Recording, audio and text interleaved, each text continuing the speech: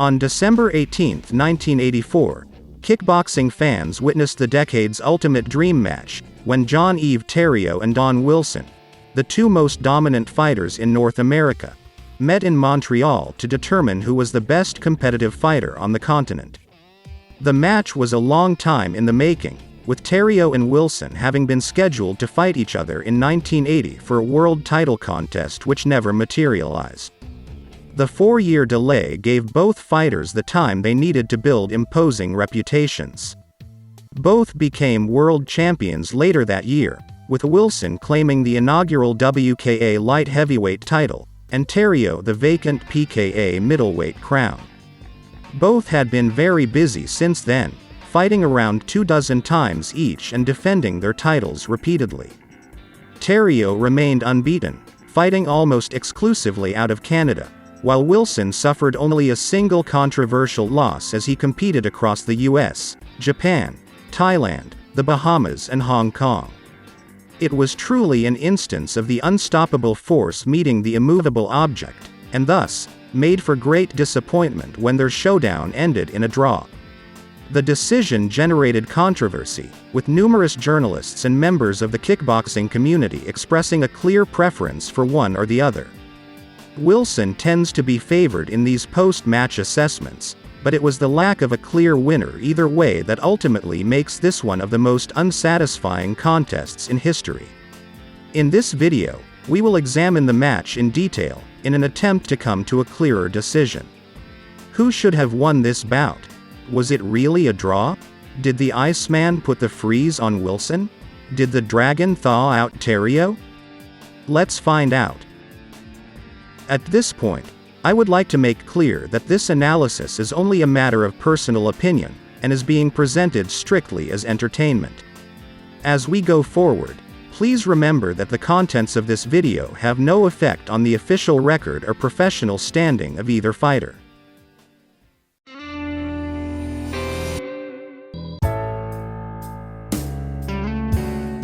Wilson and Thériault were born within 5 months of each other, Wilson in September 1954 and Thériault in January 1955. Wilson began studying martial arts at age 18, eventually specializing in Pai Lum Dao, or White Dragon Kung Fu. Thériault's training began when he was 17, specializing in karate and jiu-jitsu. They began their professional kickboxing careers in the mid-70s, earning many victories and only a handful of losses before winning their first world titles. Between them, they've tallied a slew of wins over national-level competitors such as Ted Pryor, Kerry Roop, Emilio Narvaez, Rodney Batiste, Mark Zaccaratos, Curtis Crandall, and Larry McFadden, with Wilson also boasting victories over international fighters like Panya Sornoy. He's also defeated future legends Maurice Smith, James Waring, and Dennis Alexio, though at the time, they had yet to establish themselves as the icons they'd eventually become.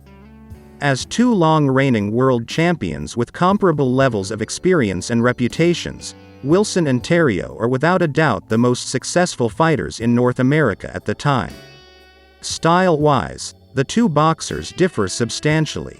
In the words of martial arts historian Paul Maslick, Thériault's specialty was his extremely analytical, aggressive generalship, coupled with a finely honed peekaboo defense, and a dangerous right hand and power kicks, especially the front and round kicks, along with well-integrated machine gun kick-punch combinations. By contrast, Wilson was known for tailoring his fighting style to individual opponents, but what's constant were his right side kick, his ability to fight equally well in orthodox and unorthodox stances, and his powerful inside right hook. Additionally, Wilson was a master of stick and move tactics inspired by Muhammad Ali, and had a tendency to fight while backing up. Simplified, this match will pit Thériault's perfectly tuned conventional approach against Wilson's fearsome flashiness.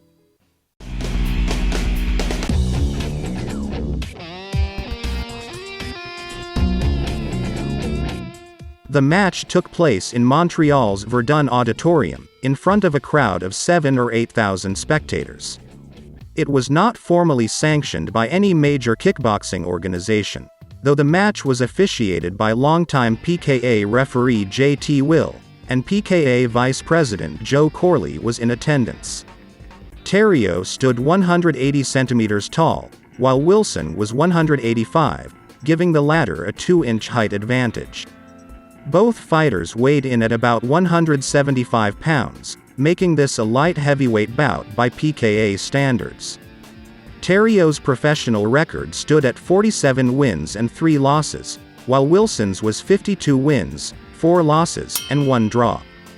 The match was regulated by full contact rules, necessitating that all strikes be delivered above the waist, without elbows or knees or clinching.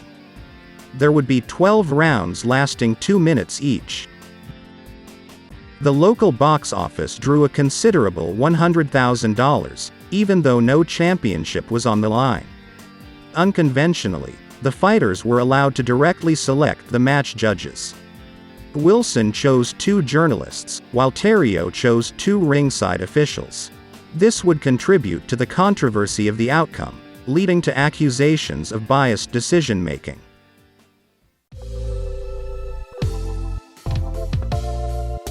The opening round is something of a microcosm of the match as a whole, with Thériault continually following Wilson around the ring as the latter backs up in circles, throwing endless sidekicks to maintain distance.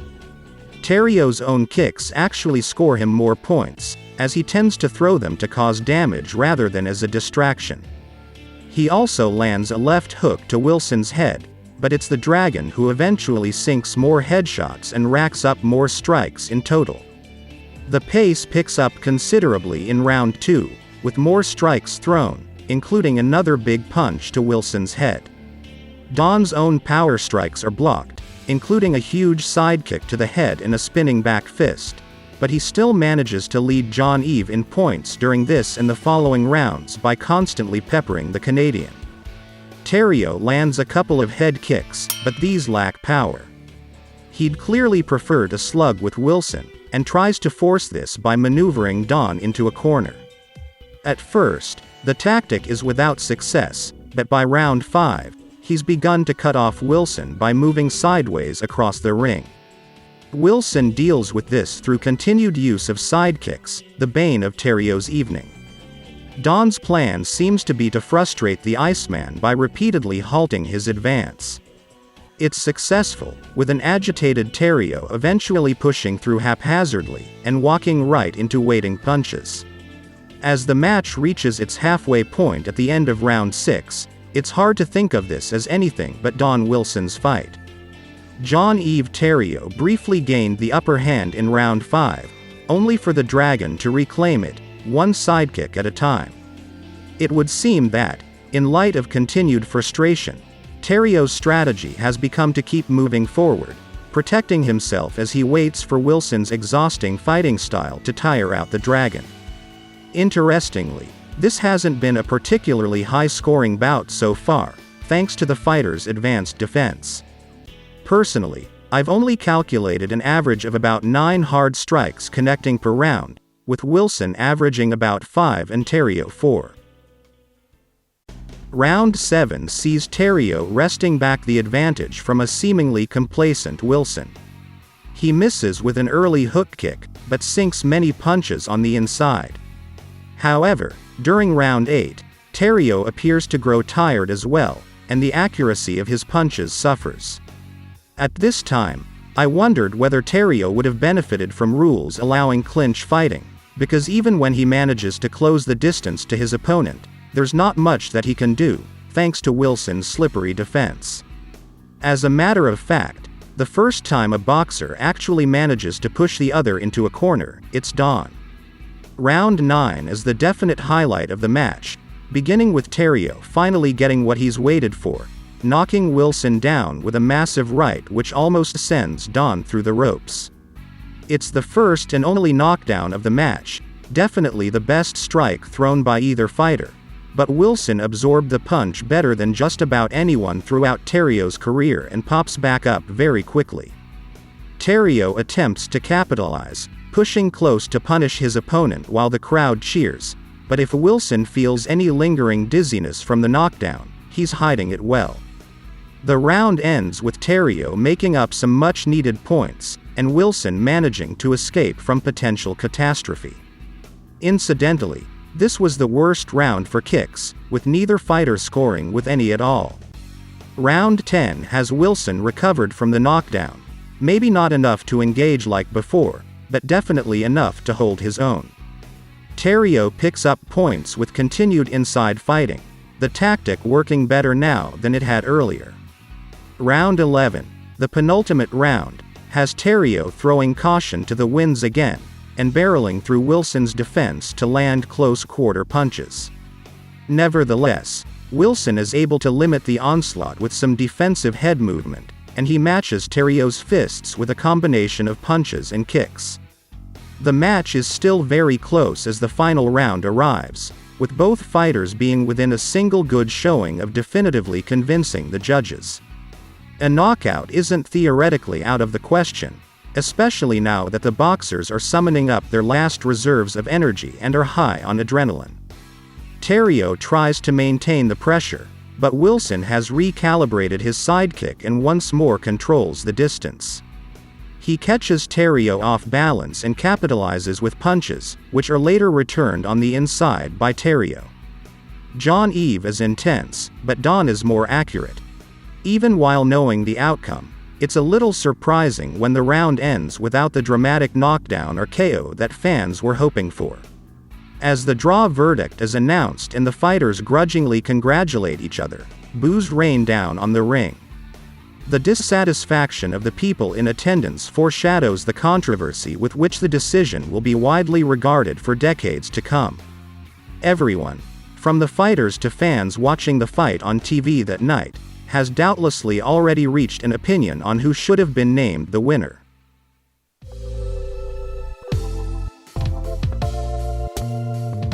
Like most kickboxing matches, this fight was scored on a 10-point must system. In this system, individual rounds typically end with the victor, the fighter who's landed the most solid strikes, receiving 10 points, and the loser receiving 9, with extra additions or subtractions made for knockdowns, fouls, and other factors. Rounds can also end in draws, with both fighters receiving 10 points. At the end of a match that's gone the distance, each judge calculates the sum total of all rounds, and the fighter who's cited as the winner on the majority of scorecards wins the match. Decision draws occur either when the majority of judges rule it as such, or when the decision is equally split between an even number of judges. The two judges selected by Don Wilson scored the fight in his favor, 117 to 115, and 118 to 113. Thériault's judges both scored the bout in favor of Jean-Yves, 119 to 116, and 118 to 116. After repeated viewings, I came to the more nuanced score of 115.5 to 113.5 in favor of Wilson. Here's how I reached this decision. The first half of the match generally favored Wilson, who was a fireball of elusive energy. He had a tendency to let Thériault stalk him for the initial minute of a round, before laying in with counter strikes and building up points as the clock ran down. Whenever Thériault slowed, Don promptly moved forward to attack, giving the Iceman no time to stand still. He didn't score many points with kicks, but primarily used these to control the distance, limit Thériault's momentum, and generally frustrate the Canadian. Thériault's big mistake throughout the fight was allowing Wilson to dictate the pace and direction, while Jean-Yves waited for openings. This helped Wilson control the first half of the match and decisively win 5 of the initial 6 rounds. Thériault won round 5, albeit only by a half point, which he earned by just barely outstriking the Dragon. The match's second half saw Wilson slow his pace enough for Thériault to take advantage. This was what the Iceman had been waiting for, and it culminated in the knockdown. This wasn't the KO that Thériault wanted, but it did let him win the round by 2 points, in addition to the 2 rounds he won by singles. Wilson managed to win rounds 8 and 12, the latter by a half point, and round 11 was a draw. Wilson's early lead held out, so that by the time round 12 began, the only way Thériault would have decisively been able to win by decision is if he'd managed another knockdown. With Wilson once again using his leg as a barrier, this was impossible. While it's difficult to justify one judge's decision to give Wilson a whopping 5-point lead, it does seem that Don should indeed have been named the winner. Thériault proved that he could hold his own against a fighter of Wilson's caliber, but his slowness to adapt to Don's tricky counter-fighting style gave his opponent plenty of time to establish a dominant advantage. Though he was eventually able to counter Wilson's evasiveness by moving laterally, Thériault spent valuable time single-mindedly following Wilson around the ring, either waiting for him to get tired or otherwise back into the ropes. Thériault's goal throughout the match was to fight Wilson on the inside, and Wilson built an effective strategy around denying him that. This was not the type of blowout fight that leaves one competitor utterly embarrassed. Nevertheless, viewing the bout more than once with an attention to detail reveals that there was, or at least should have been, a decisive winner.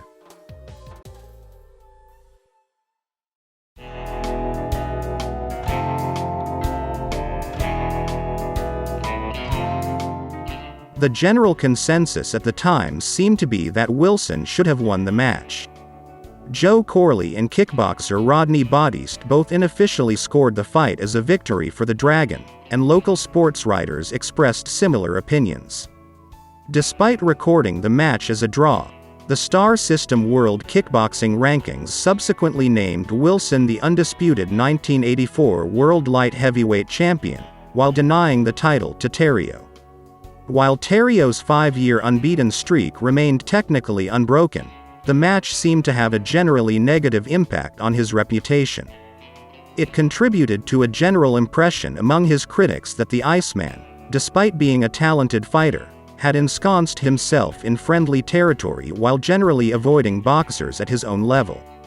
That said, Thériault would work to shed this reputation, consciously or not. The diversity of his opponents and match locales increased in the following years. He fought the rising legend Rob Kaman in 1992, losing a controversial world title bout for which Kaman had failed to make weight. Later, he defeated Leo Desneux to regain the same championship. He lost a very close decision to Tosca Petridis in 1993, then fought Rick Rufus the following year, in something of a sequel to his original Great North American Showdown with Don Wilson. Despite losing, Thériault became the first fighter to score a knockdown over Rufus in 46 matches. Undoubtedly the most impressive accomplishments of Thériault's later career are his dual victories over a young Ernesto Hoost, the future king of K1. Thériault retired from competition in December 1995, with a final record of 69 wins, 6 losses, and, naturally, 1 draw. 61 of his wins had come by way of knockout. He frequently claims to have been a 23-time world champion, and while this can probably be validated by some technicality, it's simpler to say that he held 5 different world championships, including an undisputed star title from 1980. 32 of his 76 professional fights were world title bouts, and he actively competed for his prized PKA title for 5.5 years. Since retiring, Thériault has worked as a kickboxing and jiu-jitsu instructor in Canada, and also promoted his own amateur kickboxing league. In 2010, he was inducted into the Canadian Black Belt Hall of Fame. To this day, he's still considered one of the greatest full-contact kickboxers of all time. Don Wilson walked away from his match against Thériault with an increased level of respect in the kickboxing world, and maintained his reputation as a dominant champion for years to come.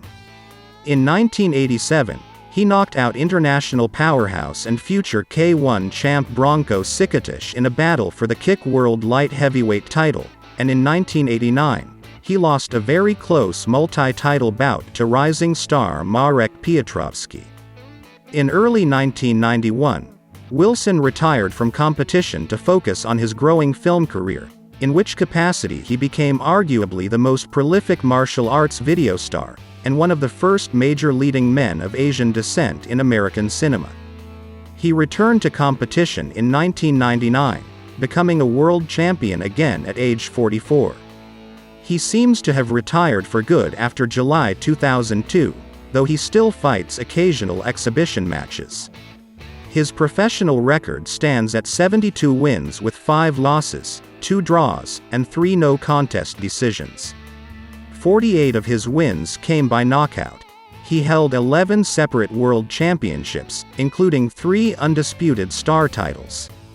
20 of his 79 matches were world title events, and he held his WKA World Light Heavyweight belt for over a decade.